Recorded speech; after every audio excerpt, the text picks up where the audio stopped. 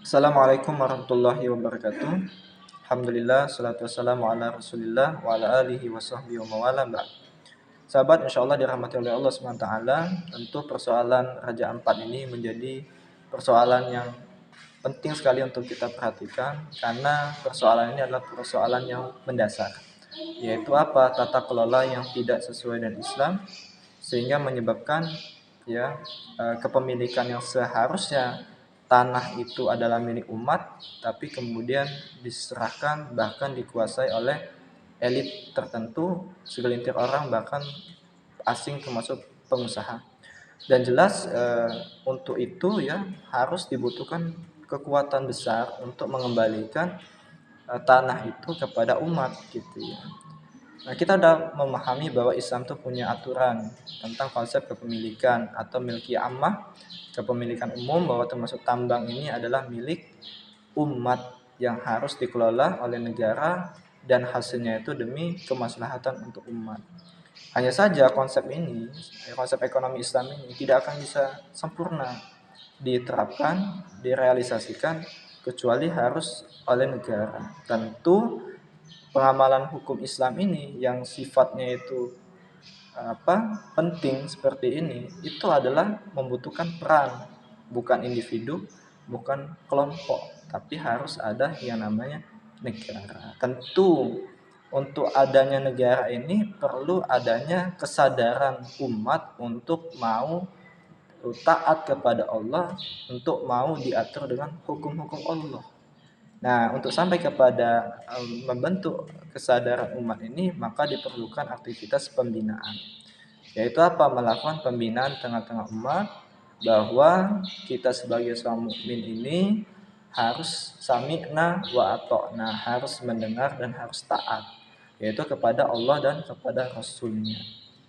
Bahkan wujud dari keimanan itu adalah beramal soleh, gitu, melakukan ketaatan kepada Allah, yang sudah kita bahas sebelumnya, bahwa Islam itu bukan cuma sekedar agama, tapi sekaligus juga sistem kehidupan. Islam ada aturan tentang sholat, zakat, puasa, haji. Islam ada aturan tentang makanan, pakaian, akhlak. Dan Islam ada aturan tentang sistem pemerintahan, sistem ekonomi, sistem pergaulan, politik pendidikan, pun termasuk juga politik luar negeri, sanksi, dan hukum ya. Nah, oleh sebab itu, semua ini ada yang bisa dilakukan oleh individu, ada yang bisa dilakukan oleh kelompok, tapi ada yang harus dilakukan oleh negara. Kalau kita sadar bahwa hidup ini cuma sementara, ya, oleh sebab itu kita harus takwa. Takwa itulah sebaik-baiknya bekal. Maka harus yang konsep kepemilikan dalam Islam ini, milkiyah ammah ini, harus kita amalkan. Nah, hanya saja kewajiban kita untuk taat kepada Allah ini tidak akan sempurna kecuali kita itu membutuhkan negara. Maka ada kaidah di dalam Islam itu, ma la yatimu al wajib illa bihi fahuwa wajib. Tidak sempurna suatu kewajiban tanpa adanya sesuatu, maka sesuatu ini wajib adanya. Tidak sempurna kita mengamalkan seluruh hukum-hukum Islam tadi, termasuk juga mengamalkan konsep kepemilikan dalam Islam itu, kecuali apa? Harus ada sesuatu, yaitu apa? Negara yang punya kewenangan, yang punya legitimasi untuk melakukan itu.